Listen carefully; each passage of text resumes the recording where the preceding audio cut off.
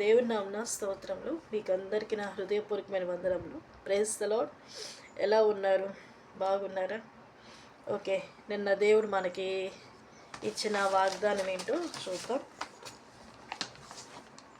నేను వారి మధ్య నివాసము చేసేదను. రాజుల మొదటి గ్రంథం 6:13. ఈ మాట దేవుడైన యెహోవా సొలొమోనుతో చెప్పి ఉన్నాడు. మందిరం కట్టేటప్పుడు నేను వారి మధ్యలో నివాసము చేస్తాను అని. దేవుడు నిన్న, ఈరోజు ఎల్లప్పుడూ మనతో నివాసము చేస్తానని చెప్పిన వాగ్దానం. అందుని బట్టి స్తోత్రం చెల్లిద్దాం. స్తోత్రం, స్తోత్రం, స్తోత్రం, స్తోత్రం, స్తోత్రం. అలాగే ఈరోజు వాగ్దానం మనకు తెలిసిందే. దేశంలో నేను మీకు క్షేమం కలుగచేసేదను. ఆశీర్వాదం ఇచ్చాడు దేవుడు. లేవీకాండంలో ఉంది 26:6 వచనం వరకు. అయితే 6వ వచనంలో ఈ మాట ఉంది. 13 వరకే ఆశీర్వాదపు మాటలు ఉన్నాయి. ఆ తర్వాత నుంచి అన్ని శాపాలు. ఒకవేళ కానీ దేవుని ఆజ్ఞ ఆ ఉపదేశం కానీ అంగీకరించకపోతే శాపాలు పొందుతారని 14 నుంచి ఉంది. 13 వరకేమో ఆశీర్వాదపు మాటలు ఉన్నాయి. దేవుడు ఆ విధంగా చేశాడు. ఒకసారి మనం చదువుదాం. లేవీకాండంలోని 26:6 3వ వచనం నుంచి చదువుకుందాం. మీరు నా కట్టడలను బట్టి నడుచుకొని నా ఆజ్ఞలను ఆచరించి వాటిని అనుసరించి ప్రవర్తించిన ఎడల మీ వర్షాకాలంలో మీకు వర్షం ఇచ్చేదను, మీ భూమి పంటలను ఇచ్చేదను, మీ ఫలముల చెట్లు ఫలించును, మీ ద్రాక్ష పండ్లు కాలము వరకు మీ నూర్పు సాగుచుండును, మీరు తృప్తిగా భుజించి మీ దేశంలో నిర్భయంగా నివసించెదరు. ఆ దేశంలో నేను మీకు క్షేమము కలుగచేసేదను. మీరు పండుకున్నప్పుడు ఎవడును మిమ్మను భయపెట్టడు. ఆ దేశంలో దుష్ట మృగాలు లేకుండా చేసేదను. మీ దేశంలోనికి ఖడ్గము రాదు. మీరు మీ శత్రువులను తరిమెదరు. వారు మీ ఎదుట ఖడ్గము చేత పడుదురు. మీలో 5 100 మందిని తరుముదురు, 100 మంది 10,000 మందిని తరుముదురు. మీ శత్రువులు మీ ఎదుట ఖడ్గము చేత కూలుదురు. ఏలయనగా నేను మిమ్మను కటాక్షించి మీకు సంతానమిచ్చి మిమ్మను విస్తరింపచేసి మీతో నేను చేసిన నిబంధనను స్థాపించెదను. మీరు చాలా కాలము నిలువై ఉన్న ఎడల పాతిగిలి ధాన్యమును తినుదురు. కొత్తది వచ్చినను పాతది మిగిలి ఉండును. నా మందిరము మీ మధ్య ఉంచెదను. మీ యందు నా మనస్సు అసహ్యపడదు. నేను మీ మధ్య నడిచెదను. మీకు దేవుడినై ఉందును. మీరు నాకు ప్రజలై ఉందురు. మీరు ఐగుప్తులకు దాసులు కాకుండా వారి దేశముల నుండి మిమ్మల్ని రప్పించితిని. నేను మీ దేవుడినైన యెహోవాను. నేను మీ కాడి పలుపులను తెంపి మిమ్మల్ని నిలువుగా నడవ చేసితిని. మీరు నా మాట, ఇంకా అక్కడి నుంచి వేరేగా ఉంది. మాట వినకపోతే ఆజ్ఞలను నిబంధనలను మీరినట్లయితే తీర్పు విషయం అసహించుకునే ఎడల నేను మీకు చేయనది. ఇంక ఇదంతా శాపాలు. అక్కడి నుంచి ఇక్కడేంటి? ఆశీర్వాదాలు. దేవుడు నా మందిరము మీ మధ్య ఉంచెదను. మీ యందు నా మనసు అసహ్యపడదు. నేను మీకు దేవుడినై ఉందును. మీరు నాకు ప్రజలై ఉందును. చూడండి, దేవుడు ఎవరు ఆయన ఆజ్ఞలను ఆయన విధులను ఆచరించి నడుచుకుంటారో వారిని దేవుడు ఆశీర్వదిస్తానన్నాడు. ఉన్నతమైన ఆశీర్వాదాలు. కొత్తది వచ్చినా కూడా పాత ఇంకా మిగులుతాయి. వాటిని కూడా భుజిస్తారు. నా మందిరము అలాంటి వాళ్ళ మధ్యలోనే ఉంటుంది. నేను వారి మధ్యన ఉంటానన్నారు. నా మనసు అసహ్యపడదు అని దేవుడు ఈ దినాన మనతో మాట్లాడుతున్నారు. ఆయన మన మధ్య ఉన్నారని. దేవుడు ఆ విధంగా చేస్తున్నారు, చేయబోతున్నారు. అందుని బట్టి స్తోత్రం, స్తోత్రం, స్తోత్రం, స్తోత్రం, స్తోత్రం, స్తోత్రం. నా ప్రియమైన వాళ్ళారా, ఈ దినాన ఏంటి? Happy republic day. మనకి ప్రతి సంవత్సరం మన గవర్నమెంట్లో 26 అనేసరికి మన అక్కడ యూత్ మీటింగ్ జరుగుతూ ఉంటుంది. అందరూ వెళ్తారు ప్రతి సంవత్సరం కూడా. ఈ సంవత్సరం సండే కాబట్టి ఎవరి మందిరాల్లో వాళ్ళు ఉండిపోయారు. ఓకే, మనం యవనస్తుల క్షేమం కొరకు మనం ప్రార్థన చేద్దాం. దేవుడు యవనస్తుల్ని ప్రేమించారు. యవనులారా, అని దేవుడు వాళ్ళని చాలా ఇదిగా ప్రభువు ప్రేమించాడు. కాబట్టి యవనస్తుల క్షేమం కొరకు మనం ఒకసారి ప్రార్థన చేద్దాం. పరిశుద్ధులైన దేవా, ప్రేమస్వరూపి నీకు స్తోత్రం తండ్రి. అయ్యా తండ్రి, ఈ దినాన యవనస్తుల కూడిక జరగవలసింది, కానీ పునరుత్థానపు ఆరాధన వలన తండ్రి అనేక మంది యవనస్తులు చేరి ఉన్నారు. ఏది ఏమైనా బిడ్డల భవిష్యత్తును మీరు ఆశీర్వదించండి. చదువుకుంటున్న బిడ్డలు చదువుల్లో మీరు తోడుగునండి దేవా. క్వశ్చన్కి తగిన ఆన్సర్స్ రాయాలి తండ్రి. బిడ్డలు మంచి మార్క్స్ పొందుకోవాలి స్వామి, నీకు స్తోత్రం తండ్రి. అలాగే యేసయ్య, ఉద్యోగాల కోసం ఎదురు చూస్తున్న బిడ్డలకి వాళ్ళకి చదువు తగ్గ ఉద్యోగాల్ని దయచేయండి. వివాహం కోసం ఎదురు చూస్తున్న బిడ్డలకి వివాహం సరైన వాళ్ళని మీరు దయచేయండి యేసయ్య. యవనస్తులు బలవంతులు అన్నావు తండ్రి. అయ్యా తండ్రి, మరి నీ ఏర్పాటులో సియోను కొరకు ప్రతిష్ఠింపబడిన బిడ్డలు ఉన్న ఎడల తండ్రి దేవా, వారిని మీరు ఏర్పాటు చేసుకుని ఉన్న ఎడల తండ్రి వారిని కూడా తండ్రి ఒక ప్రత్యేకంగా నీ పరిచయలకి వాడుకునండి స్వామి. దేవా, నీ చిత్తంలో ఉన్నవన్నీ నడిపించండి స్వామి, నీకు స్తోత్రం తండ్రి. నీ మందిరము సమస్త జనులకు ప్రార్థనా మందిరం అనబడిన అన్నావు తండ్రి. అయ్యా తండ్రి, దేశమునకు అలాగే తండ్రి యేసయ్య క్షేమం కలుగు చేస్తారని మీరు తెలియచేసి ఉన్నారు. మీరు చేస్తున్నందుకు స్తోత్రం. యవనస్తులను కూడా మీరు ఆశీర్వదించి ఉన్నతమైన దీవెనలు మీరు దయచేయమని యేసు నామములో అడుగుచున్నాం తండ్రి. ఆమేన్, ఆమేన్. యవనస్తుల కూడిక మనకి ప్రతి సంవత్సరం జరుగుతుంది. అయితే ఈ సంవత్సరం సండే కాబట్టి ఇంకా సంఘాల్లో అందరూ ఉన్నారు. ఓకే, మనం ఈరోజు కొన్ని మాటలు కూడా చెప్పుకుందాం. నా చిన్నప్పటి నుంచి నేను 11-12 ఇయర్స్ అప్పటి నుంచి యూత్ మీటింగ్ అంటూ వెళ్తూ వచ్చాను. ఒక సంవత్సరం నేసన్ గారు, అప్పుడు నేను 7th మరి ఏ క్లాస్ నాకు తెలియదు, కానీ అన్న ఒక మాట అన్నారు. బండ సందులలో గలిగిన వారు ఎవరు, వాళ్ళు లేచి నిలబడండి, అలా ప్రతిష్ఠించుకున్న వాళ్ళు లేచి నిలబడండి అన్నప్పుడు ఆ టైంలో నేను నిలబడ్డాను. చాలామంది యవనస్తులు నిలబడ్డారు. అంతకుముందు ఏమనంటే అక్కడికి వెళ్ళి సేవ చేయాలనుకున్న వాళ్ళు ఎవరు లేచి నిలబడినట్టు చాలామంది లేచారు. అప్పుడు అన్నారు, రే అక్కడ ఎంతో సువార్త ఉందరా, అక్కడ చెప్పేవాళ్ళు ఉన్నారు అని అన్నారు. కానీ అప్పుడు రోజులో ఉన్నారేమో, ఎందుకంటే అక్కడ ప్రజలే వచ్చి మనకి వాక్యం అందజేశారు కాబట్టి ఆ విధంగా అన్నారు. కానీ ఇప్పుడు అమెరికాలో పరిచర్య జరగాలి. అప్పుడు అందరూ అక్కడ ఉన్నారు, ఇక పరిచర్య చేసుకొని అన్నారు. కానీ అమెరికాలో పరిచర్య జరగాలి. దేవుని చిత్తం అయితే ప్రభు అది ఆ పరిచర్య అక్కడ జరుగులాగన దేవుడు ఆశీర్వదించాలి. ప్రార్థన చేద్దాం. ఓకే, నేను ఆ టైంలో అన్నగారు ఆ మాట అన్నప్పుడు చాలామంది యవనస్తులు నిలబడ్డారు దేవుని పరిచర్య కొరకు. అప్పుడు నేను ఇంటికి వచ్చిన తర్వాత కూడా నేను చెప్పి ఉన్నాను. మా మదర్ చాలా సంతోషించారు. ఆ టైంలో అన్న ప్రార్థన చేశారు. ఆ యవనస్తుల్ని ఎవరు నిలబడ్డారో అలా అందరినీ ప్రార్థన చేశారు. మరి ఎవరెవరు ఉన్నారో నాకైతే తెలియదు, కానీ ఆ టైంలో ఒక అమ్మాయి సాక్ష్యం చెప్పింది, హిందూ బ్యాక్గ్రౌండ్ నుంచి వచ్చిందని. ఆ అమ్మాయి ఇప్పుడు నల్గొండలో ఒక పాస్టర్ గారి భార్య అయింది.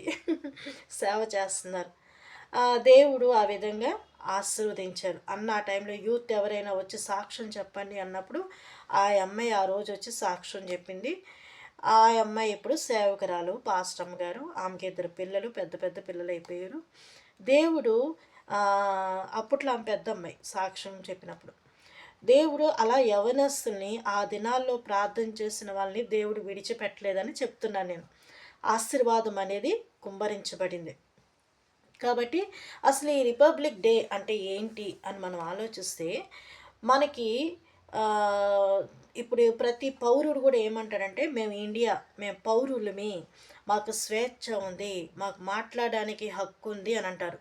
ఎట్లా అని అంటే రాజ్యాంగం ఉంది మాకు అని అంటారు. ఈ రాజ్యాంగం అనేది ఎలా వచ్చింది? ఇండిపెండెన్స్ అయితే వచ్చింది మన ఇండియాకి 19 ఆ టైంలో వచ్చింది మనకి ఇండిపెండెన్స్. కానీ ఏమైందంటే రిపబ్లిక్ అనేది ఎందుకు ఈరోజు జరిపించుకోవాల్సి వచ్చిందంటే, మన ఇండియాకి కాన్స్టిట్యూషన్ లేదు, రాజ్యాంగం లేదు. కాబట్టి ఏం జరిగిందంటే బ్రిటిషర్స్ యొక్క రాజ్యాంగం, వాళ్ళ యొక్క కాన్స్టిట్యూషన్, వాళ్ళ యొక్క ఇది ఇక్కడ జరుగుతూ వచ్చింది. ఎప్పుడు మనకి స్వాతంత్రం అది ఎప్పుడు వచ్చిందో మన ఇండియా వాళ్ళకి రాజ్యాంగం అనేది లేదు.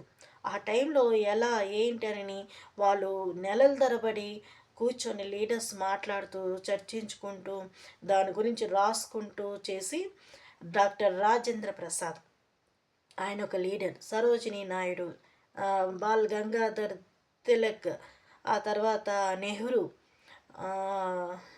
ఇంకా చాలామంది, అల్లూరి సీతారామరాజు గారు, చాలామంది ఫ్రీడమ్ ఫైటర్స్ ఆ దినాల్లో ఫైట్ చేశారు. డాక్టర్ రాజేంద్ర ప్రసాద్ గారు ఆయన కొన్ని కాన్స్టిట్యూషన్ కొన్ని ఆయన రాయగలిగే రాజ్యాంగం. ఆ తర్వాత డాక్టర్ బిఆర్ అంబేద్కర్ గారు రాయటం జరిగింది. ఫుల్గా ఆయన కంప్లీట్ చేసిన తర్వాత ఈరోజు మన ఇండియాకి ఆ కాన్స్టిట్యూషన్ అనేది అక్కడ మన మధ్యలో ఉంచారు. మన ఇండియా ప్రజలకి ఇచ్చారు. సర్వ హక్కులు మనకు కూడా ఉన్నాయి. అందుకే మనం ఏదైనా కూడా ఇప్పుడు మనం ఏదన్నా సమస్య వస్తే లాస్ ఉన్నాయి, లా ఉంది, కోర్టుకి దగ్గరికి వెళ్తున్నారు, పోలీసుల దగ్గరికి వెళ్తున్నారు ఏదైనా సమస్య ఉంటే. ఆ తర్వాత హాస్పిటల్ ఉన్నాయి. ఏదైనా కూడా మనం మాట్లాడడానికి కానీ అంత ఇది ఎలా వచ్చిందంటే కాన్స్టిట్యూషన్, మన ఇండియాకి రాజ్యాంగం అనేది రావటం వలన మనం ఇప్పుడు పౌరులమి అంటాం. వీఆర్ మేము కూడా ఇండియా యొక్క పౌరులమి అని అంటాం కదా. కాబట్టి మన పౌరసత్వం ఇక్కడ ఉన్నది అని మనం చెప్పుకోగలుగుతాం. వీఆర్ ఇండియన్స్ అని మనం చెప్పుకోగలుగుతున్నాం. అలాగే బైబిల్లో కూడా మన పౌరస్థితి ఎక్కడుందండి? పరలోకమందు ఉన్నది. ఇక్కడ లోకంలో ఉన్నంత వరకే ఈ రిపబ్లిక్ డే, ఇండిపెండెన్స్ డే. కానీ మనమైతే దేవుని బిడ్డలకి పౌరస్థితి ఎక్కడ? పరలోక రాజ్యంలో ఉంది. అయితే లోకంలో అయితే రాజ్యాంగం ఉంది, మన క్రిస్టియన్స్కి ఏముంది? బైబిల్ ఉంది. బైబిల్లో ఉన్న ఆజ్ఞలను, ఆ విధులను మనము చూస్తున్నాం. అయితే ఆ ఆశీర్వాదం ఒకసారి మనం చదువుకుందాం. లేవీయుల అధ్యాయము మనం చూస్తే 26వ అధ్యాయం. ఈరోజు వాగ్దానం మనకి క్షేమం కలిగే వాక్యం ఈరోజు మనకి చూద్దాము. 26వ అధ్యాయం 6వ వచనం నుంచి మనం చదువుతూ ఉంటుంటే 13 వరకు ఆశీర్వాదాలే ఉన్నాయి. ఆ తర్వాత నుంచి శాపాలే ఉన్నాయి. ఎందుకనంటే ఎవరు ఆయన ఆజ్ఞలను, ఆయన విధులను వింటారో వాళ్ళకు మాత్రమే ఆశీర్వాదాలు అనేది మనం చూడగలుగుతున్నాం కదా. ఓకే, దేవుడు మనల్ని ఆశీర్వదించాడు, మేలుతో నింపారు. కానీ మన దేశానికి క్షేమం కలుగుతుంది అని మనం చెప్పుకుంటున్నాం. కానీ ఎలా ఉన్నాయి రోజులు? సొంత భర్త అండి భార్యని చంపేసి కుక్కర్లో ఉడకబెట్టి దాన్ని పొడి చేసి మళ్ళీ నీళ్ళల్లో అది ఎన్ని రోజులు పట్టి ఉంటుంది? మామూలుగా ఏదన్నా ఎండబెట్టడానికే కొంచెం ఇబ్బంది పడుతున్నాం. ఒక మనిషి యొక్క ఇదిని అసలు తిన్నాడా లేకపోతే ఏం చేశాడు? ఏ ఆడపిల్లని ఇప్పుడు పెళ్లి చేసుకోవాలండి ఎంత భయపడతారు? ఏ మగోడిని నమ్మాలన్నా ఎంత భయం వేస్తుంది. ఇప్పుడు వణుకు వస్తుంది. ఎంత మంచోడైనా కూడా భయం వేస్తుంది. వెళ్ళి మాట్లాడాలన్నా ఏదైనా చెప్పాలన్నా కూడా ఎంత భయం వేస్తుంది. రోజులు ఎంత భయంకరంగా ఉన్నాయి. ఇంట్లో వాళ్ళే చంపుకునేటట్లున్నారు, భక్షించుకుంటున్నారు ఒకరికొకరు. ఆ తర్వాత ఒక అమ్మాయిని చంపేసి హైదరాబాద్లో అక్కడో పరిస్థితి దారుణం. ఎక్కడ చూసినా క్షేమం అనేది లేదు. క్షేమం లేదు. దేవుని ఇంట్లో నుంచే తీర్పు మొదలవుతుందంట. దేవుని ఇంట్లో నుంచే తీర్పు మొదలవుతుంది. ఇప్పుడు మనం బైబిల్లో మనం చూస్తే దేవుని ఇంట్లో నుంచి తీర్పు మొదలవుతుందని నువ్వు ఎలా చెప్పగలవు అని అంటే, ఏలీ ఉన్నాడు ఎగ్జాంపుల్. బైబిల్లో ఏలీ పాపం పెద్ద ఆయన మందిరంలో కూర్చుంటారు. ఎవరన్నా వస్తే పలకరిస్తున్నారు. ఆయన కంటి చూపు సరిగ్గా లేదు, పాపం బలహీనుడు ఆయన మందిరంలో ఉంటున్నాడు. ఎవరైనా వచ్చి చెప్తుంటే ఒక్కోసారి తాగొస్తున్నారా లేకపోతే ఏం చేస్తున్నారు అని కంటి చూపు సరిగ్గా లేకపోవటం వల్ల ఎంతో బలహీనంగా ఉన్నాడు. ఎందుకు? దానికి కారణం ఏంది? ఆయన మానసికమైన శోభ కూడా ఉంది. ఆయనకి అనారోగ్యం ప్లస్ మానసికమైన శోభ.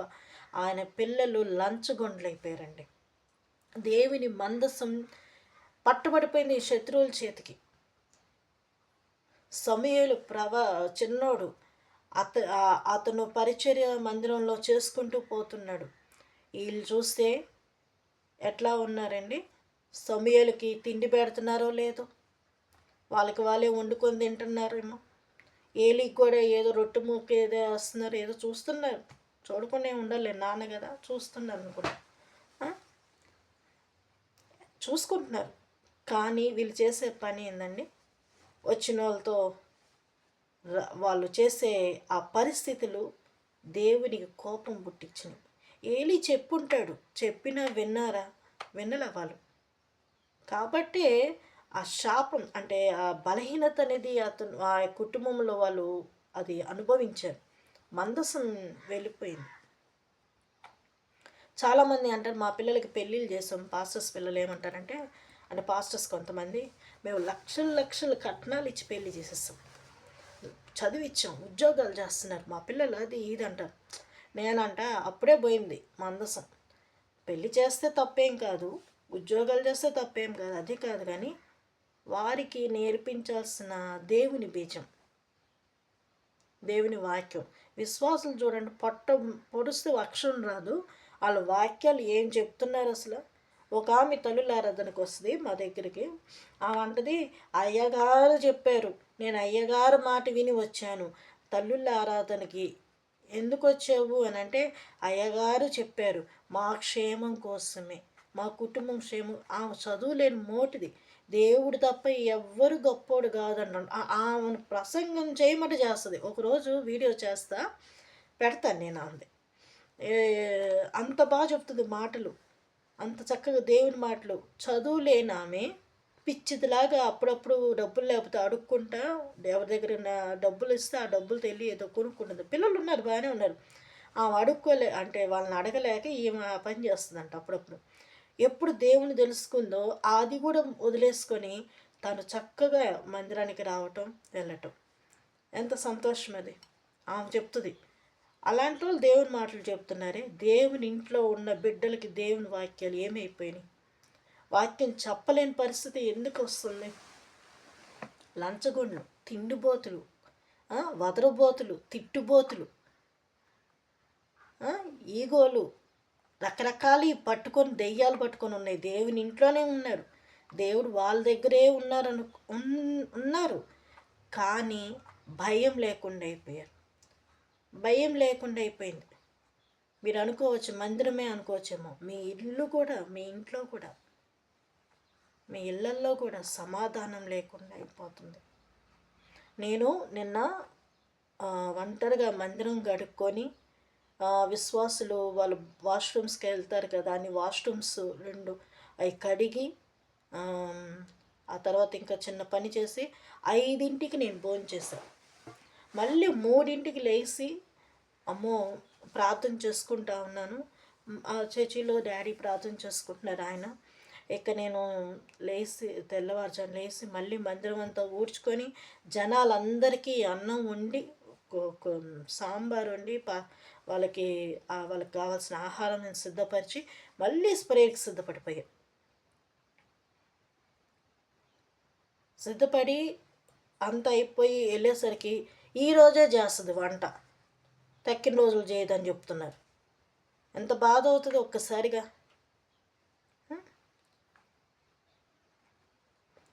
దేవుని పని ఇది, దేవుని ఇల్లు అని అనుకుంటే అందరు ఇందులో ఇన్వాల్వ్ అయ్యేవాళ్ళు. లేదు నాది మాకెందుకు, మాకు పట్టదు అని అనుకుంటే అంతే చేస్తారు. ఏదో నచ్చిన వాళ్ళకు నచ్చిన పనులు అందరూ చేసుకుంటున్నారు, విశ్వాసులు కూడా. ఇక్కడ కాదు, కొన్ని ప్రాంతాల్లో చెప్తున్నాయి, ఇక్కడ బాగానే ఉంటారులేండి. అంత పని మందిరాల్లో ఉంటాయి, మనకి పరిచర్య చేసుకుంటూ ఉంటాం. నేను అనేది ఏంటంటే, ఏలీ కుమారులను అనే కాదు, దేవుని ఇంట్లో ఎవరెవరో చాలామంది అంటారు, నేను మా ఇంటి దగ్గర నుంచి వచ్చి దేవుని ఇంటికి వచ్చిన అంటే, మీ ఇంట్లో దేవుని ఇల్లు కదా. దేవుడు ఏమన్నాడు? ఈ గృహమునకు అధిపతి ఆయనే అన్నాడు కదా. అన్నప్పుడు నీ ఇల్లు దేవుని ఇల్లు కదా. నాకు అప్పుడు నవ్వొస్తది. మీ ఇల్లు దేవుని ఇల్లు కదా, దెయ్యాల కోప. కోర్స్ వాళ్ళది అయ్యే ఉండొచ్చు. అందుకే అంటున్నారు. దేవుని ఇల్లు అని కాదు మనం వచ్చింది. దేవుని సేవకి మేము వచ్చాము. దేవుని పరిచర్యకు వచ్చాము. దేవుని మందిరంలోకి అడుగు పెట్టాం మేము. అది నీ ఇల్లు దేవుని ఇల్లు, ఇది దేవుని మందిరం. మందిరంలో అడుగుపెట్టిన ప్రతి ఒక్కరు కూడా ఒక బ్లెస్సింగ్ అనేది అనుభవిస్తున్నారు ప్రతి ఒక్కరు కూడా కదా. దేవుని పరిచర్య చేసే విధానం నేను అనుకోవటం, సమూయేలు వచ్చినప్పటి నుంచి ఏలీ కుమారుల్లో ఉన్నప్పుడు సమూయేలుకి తిండి కూడా పెట్టారో లేదు. వీళ్ళు లంచగొండము వీళ్ళు ఇదే చూసుకున్నారు కానీ పాప ఏలికి కూడా పెడుతున్నారు, పెట్టకుండా ఏం లేదు, తండ్రి కదా పెడుతున్నారు. కానీ ఇక్కడ ఏలి చెప్పాలని చెప్పుతున్నా కూడా వినకపోవటం వల్ల మందసం అప్పచెప్పబడింది. కాబట్టి ఎంతవరకు ఏ దాసులైనా ఏ పాస్ట్ అయినా వాక్యం చెప్తారు, అది ఆచరణలో పెట్టాల్సింది మనము. ఇప్పుడు ఇండియాకి, మన ఇండియా కాన్స్టిట్యూషన్ వచ్చింది, రాజ్యాంగం వచ్చింది అని మనం అనుకుంటున్నాం కదా. వాళ్ళు ఇచ్చిన కాన్స్టిట్యూషన్ ఏంటి, వాళ్ళు పెట్టింది ఏంటి, అందరూ మంచిగా ఉండాలి, ఎవరైనా తప్పు చేస్తే జైల్లో వేయాలి, ఇంకొంచెం ఎక్కువ పాపాలు చేశారంటే ఉరి శిక్ష వేస్తారు, లేదు అంటే కొన్ని సంవత్సరాల వరకు వాళ్ళు సచ్చేంత వరకు కూడా అదే జైల్లో ఉండాల్సి వస్తుంది. ఎంత దారుణం. తర్వాత ఇంకొక రాజ్యాంగాలు ఏంటి,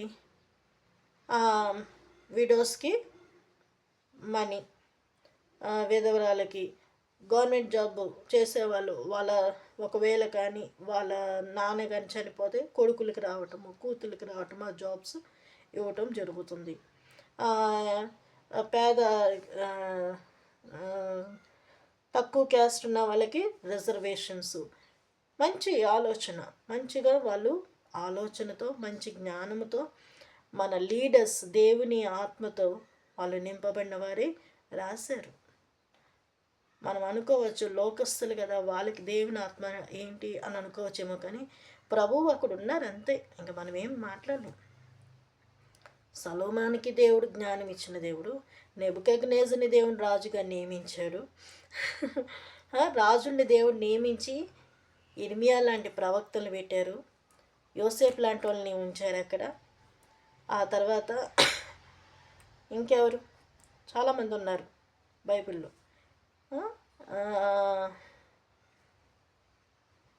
యెషయా లాంటి వాళ్ళని ఉంచారు. ఇలా ఎంతోమంది ఉన్నారు. పెద్దోళ్ళు లోకస్తులైనా కూడా దేవుని బిడ్డలు అక్కడ ఉన్నారు, వాళ్ళకి ఆలోచన చెప్తూ వాళ్ళు నడిపించబడ్డారు. కాబట్టి నా ప్రియమైన వాళ్ళారా, మన దేశానికి స్వాతంత్రం వచ్చింది కాబట్టి మనకి రాజ్యాంగం ఉంది. అలాగని వెచ్చలవిడిగా ఉండకూడదు, జనులు కట్టులేక తిరుగుతారంట. మనకంటూ ఒక ఉంది కట్టడ, ఆ కట్టడలో మనం నడుస్తున్నాం. ఇండియా ప్రజలు ఇప్పుడు మనకి రోడ్స్ వేశారు, అందరూ ఒకదాన్ని వెళ్తుంటే ఇటు కాదని ఇటు వెళ్ళకూడదు కదా. ఒకే ఇదిలో అందరూ పెట్టిన గవర్నమెంట్ ఏ రూల్స్ పెడితే ఆ రూల్స్ పరంగా వెళ్ళిపోతూ ఉన్నారు.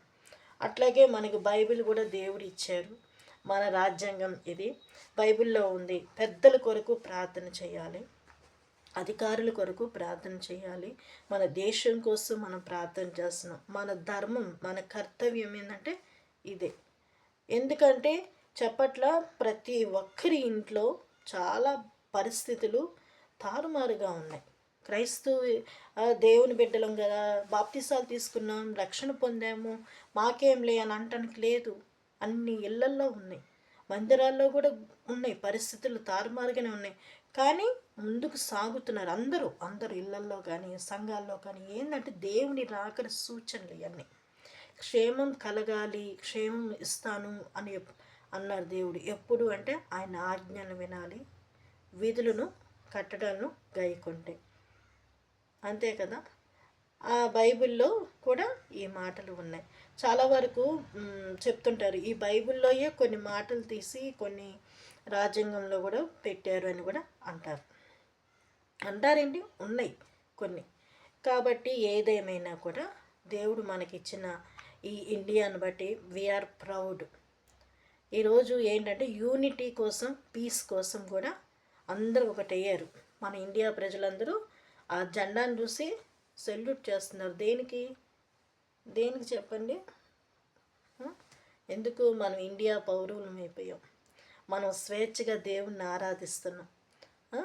స్వతంత్రంగా మనకంటూ ఉంది. మన ఇళ్ళనో లేకపోతే మన ఊరు ప్రజలతో ఒకరికొకరు మాట్లాడుకోవటమే కానీ ఎక్కడికైనా వెళ్ళాలన్నా అప్పుడు రోజుల్లో బ్రిటిషర్స్ చేతిలో ఉన్నప్పుడు దాసత్యం.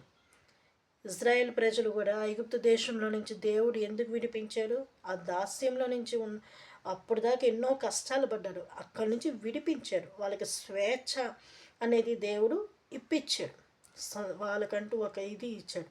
అలాగే మనం కూడా అక్కడి నుంచి మనం వాళ్ళ చేతిలో నుంచి మనల్ని దేవుడు విడిపించాడు. నేను వైవంలో ఉన్నప్పుడు, వైవం కాదు, నేను మెమ్ అనే దాంట్లోనే ఒకటి ఉంటుంది. అయితే ఫారినర్స్ వచ్చారండి. ఫారినర్స్ వచ్చినప్పుడు వాళ్ళలో ఒక 10 మెంబర్స్ గర్ల్స్ అటు అమెరికాలో, నార్త్ అమెరికా, సౌత్ అమెరికా అని వాళ్ళకు కూడా ఉంటాయి మన ఇండియా లాగానే. అయితే కొంతమంది ఇంగ్లీష్ వస్తుంది, అమెరికాలో ఉన్నారనే కానీ ఏం చెప్పాలి, అక్కడక్కడ లాస్ ఏంజల్స్ అట్లా కొన్ని ప్రాంతాలు అక్కడ అలాంటి ప్రజలందరూ పిల్లలందరూ వచ్చారు. ఇప్పుడు మనం ఇండియా మన ఇండియాలో బెంగళూరు, చెన్నై, ఆంధ్ర, తెలంగాణ అని ఎట్లానో అట్లా రకరకాల పిల్లలు వచ్చారు మా దగ్గరికి. వచ్చినప్పుడు అందులో ఒక అమ్మాయి బెతాని అనే అమ్మాయి, ఆ అమ్మాయి వచ్చి కూర్చొని ఉంది. కూర్చొని ఉంటే నేను వై యూ సాట్ హియర్ అన్నా. అని అంటే ప్రశాంతి, వాళ్ళు ప్రశాంతి అనేది కూడా నా పేరు బల స్టైల్కి పిలుస్తారు. వాళ్ళు పిలుపులో బాగుంటుంది వినటానికి. ఓకే, తనంది ఐ ఆమ్ థింకింగ్ ప్రశాంతి అంది. దేనికి అని అడిగా. Our Britishers came no here, they rule no here, then Indian people they suffer more no because of our Britishers people. మా ప్రజలు బట్టే కదా మీ ఇండియన్స్కి చాలా బలహీనతలు కలిగి సఫర్ అయ్యారు అని అంది. అని అంటే నేను అన్నాను, now we are okay no our Indians got freedom, no we got independence అని అంటే yes Prashanti, today we came here, really I'm so happy అని చెప్పి ఏడుస్తుంది. ఓ పక్కన తను సంతోషిస్తుంది. అప్పుడు అనింది, ఇప్పుడు మీకంటూ ఒక స్వేచ్ఛగా ఉండి ఎంత సంతోషంగా ఉన్నారు, మా వాళ్ళ వల్ల మీరు చాలా ఇబ్బందులు పడ్డారు కదా అని ఏడుస్తుంది ఆ అమ్మాయి. తను అసలు ఆ బ్రిటిషర్స్ టైంలో ఈ పిల్ల ఉందా? లేదు. కానీ ఇది గుర్తు చేసుకుని తను చెప్తుంటే నేను నవ్వుకున్నా. అప్పుడు నేను అన్నా, it's okay, now we all are one, మనందరం కలుస్తున్నాం కదా ఇప్పుడు. ఎవరిని బట్టి? ఏసైని బట్టి మనం అందరం ఒకటే. ఇప్పుడు మన ఇండియా ప్రజలు వెళ్ళి అమెరికాలో ఉంటున్నారు, అమెరికా వాళ్ళు వచ్చి మన ఇండియాలోకి కూడా వస్తున్నారు. ఒక యూనిటీ అనేది మనకు కలిగింది కదా, యూనిటీ అనేది కలిగింది మనకి ఒక ఇది. ఓకే, ఏదేమైనా ఇంకా వాటి గురించి మనం ఈ రాజకీయాల గురించి మాట్లాడకపోవటమే మనకి మంచిది. ఎందుకంటే మనం మాట్లాడాల్సిన దేవుని మాటలు, వాటి గురించి మనం తెలిసి కొన్ని తెలియక మాట్లాడటం వల్ల కూడా లేనిపోయిన సమస్యలు తెచ్చుకోవాల్సి వస్తుంది. ఓకే, దేవుడు నాకు ఇచ్చిన అవకాశం బట్టి స్తోత్రం. ప్రార్థన చేయండి. ఎస్తేరు యూదులు క్షేమం కొరకు తను ఏం చేసిందండి? ఉపవసించి ప్రార్థన చేసింది. యూదులు ఎక్కడున్నారు? మొద్దుకై దగ్గర ఉన్నారు. అంటే మొద్దుకై రాజు అక్కడ. సో అతని దగ్గర యూదులు ఉన్నారు. అయితే ఏమని వచ్చింది? యూదుల్ని చంపాలని చెప్పేసి. కానీ దేవుడు ఏం చేశాడండి? తారుమారు అయిపోయింది. హామానే ఆ పెట్టినోడిని వాడిని ఉరికొయ్య వాడి తీసుకునే గొయ్యతులని వాడే పడిపోయాడు. ఇక నేను చెప్పే ఒక విషయం ఏంటంటే, ఎస్తేరు తను చెప్పాలని రాజు దగ్గరికి వెళ్ళింది. రాజు దగ్గరికి వెళ్ళినప్పుడు తను చెప్పలేకపోయింది. తను అక్కడ చెప్పాలని వెళ్ళింది కానీ చెప్పలేకపోయింది. ఏం చేస్తుందంటే, విందు చేస్తున్నాను అని చెప్పింది. అయితే నీతో పాటు హామాను కూడా తీసుకొని రా అంది. అప్పుడు కూడా విందు పెడుతుంది, చేస్తుంది, కానీ తను చెప్పాలనుకున్నది చెప్పలేకపోతుంది. కానీ చెప్పలేకపోవటం వలన కానీ దేవుడు మాత్రం అక్కడ కార్యం చేస్తారు. ఒకవేళ చెప్పుంటే ఎలా ఉండేది పొజిషన్? అంటే నేను అనేది ఏంటంటే, ఎస్తేరు వెళ్ళి చెప్పాలి అని ఆలోచిస్తుంది, కానీ తను చెప్పలేని పరిస్థితి అవుతుంది. అలాగే మనం కూడా కొన్ని సందర్భాల్లో చెప్పాలి కొన్ని అని అనుకుంటాం, చెప్పలేకపోతున్నాం. అది చాలా భయంకరమైన సమస్య.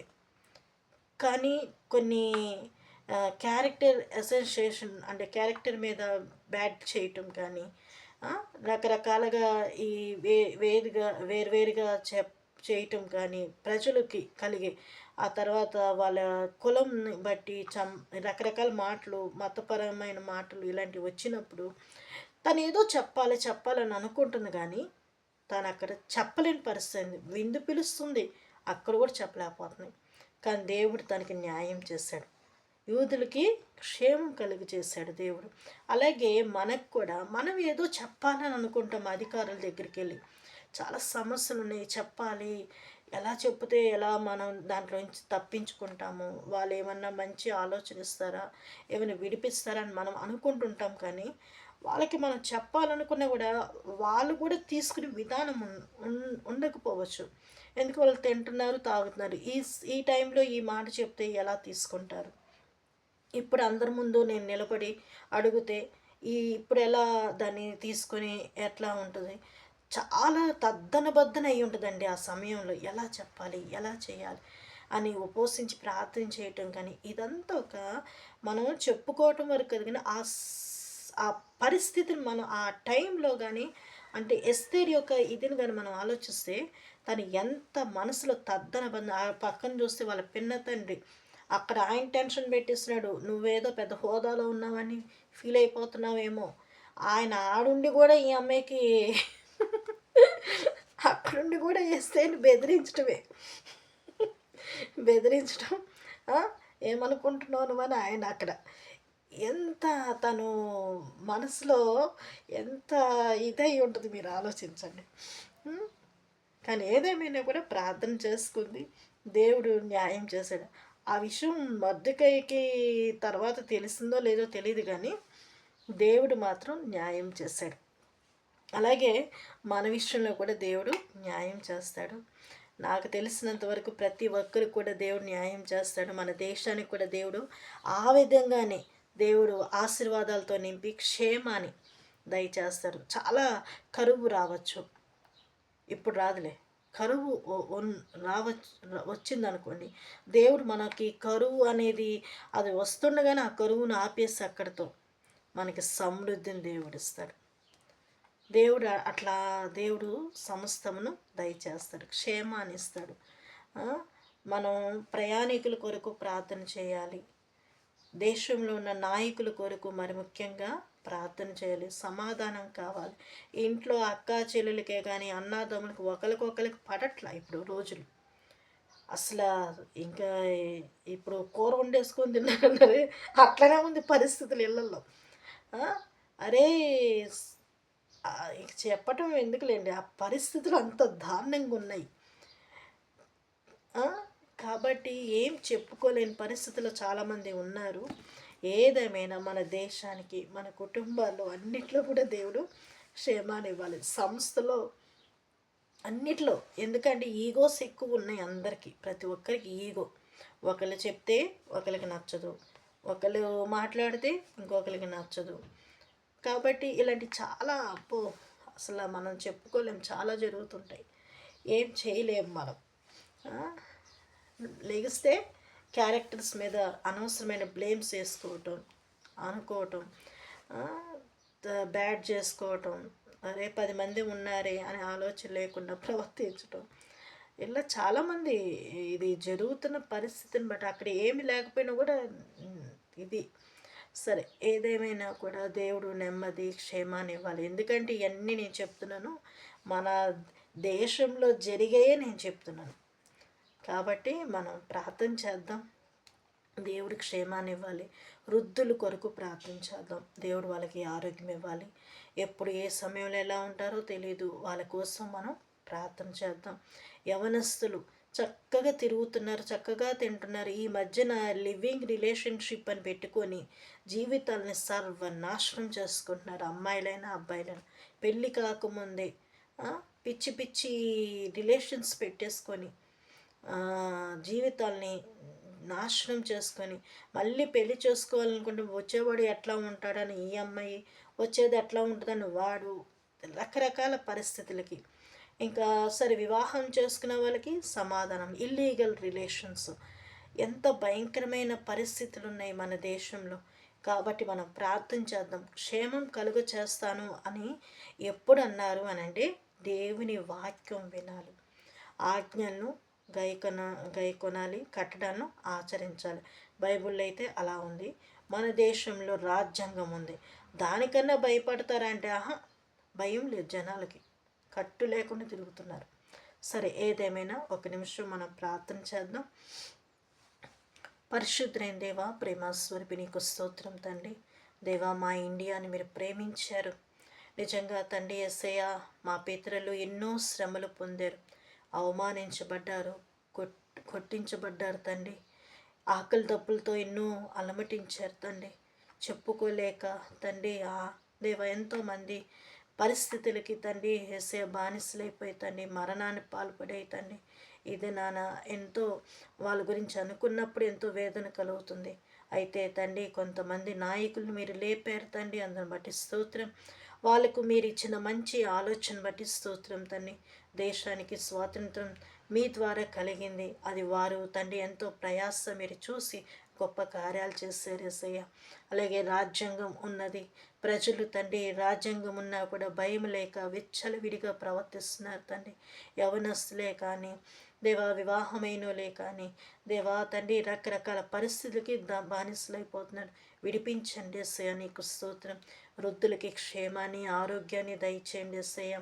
దేవా తండ్రి చంటి బిడ్డలు చదువుల్లో మీరు తోడుగునండి తండ్రి, నీకు స్తోత్రం. కుటుంబాలతో ఉన్నవారు ప్రేమానురాగాలు దయచేయండి స్వామి, నీకు స్తోత్రం. యవనస్తులైన బిడ్డలు దూర ప్రాంతాల్లో చదువుకుంటున్నారు. ఆ బిడ్డలకి తండ్రి అనవసరమైన ఆలోచనలతో ఉండి తండ్రి బిడ్డల జీవితాలు నాశనం చేసుకుంటున్నారు. అలా కాకుండా బిడ్డలు మంచి నడవటానికి సహాయం చేయండి తండ్రి, స్తోత్రం తండ్రి. అయ్యా, మా దేశంలో క్షేమం దయచేయండి తండ్రి. రైతులు తండ్రి దేవా, అలాగే తండ్రి డాక్టర్స్ అని రకరకాల వృత్తిలో ఉన్నారు తండ్రి. ప్రతి ఒక్కరిని మీరు ఆశీర్వదించండి, క్షేమాన్ని దయచేయండి. రాకపోకలేందు ప్రతి ఒక్కరికి క్షేమాన్ని దయచేయండి తండ్రి, నీకు స్తోత్రం. అలాగే తండ్రి యేసయ్య, దేవుని బిడ్డలు కూడా ఎంతోమంది దేవా సేవకులే కానీ విశ్వాసులే కానీ దేవా దేశం కోసం ప్రజల క్షేమం కొరకు ప్రార్థన చేస్తున్నారు. ప్రతి ఒక్కరి ప్రార్థన మీరు ఆలకించి నెమ్మది క్షేమాన్ని దయచేస్తున్నందుకు స్తోత్రం తండ్రి. అయ్యా, ఈ దినం ఇచ్చిన దేవా నీకు స్తోత్రం తండ్రి. ఈ విధంగా తండ్రి అనేక మాటలు చెప్పుకొని తండ్రి దేవా ఉండగా తండ్రి మీరు ఆశీర్వదిస్తున్నందుకు స్తోత్రం. దీవించండి, బలపరచమని, కృపతో నింపమని యేసు నామంలో అడుగుచున్నాం తండ్రి, ఆమేన్. ప్రేస్లాడండి.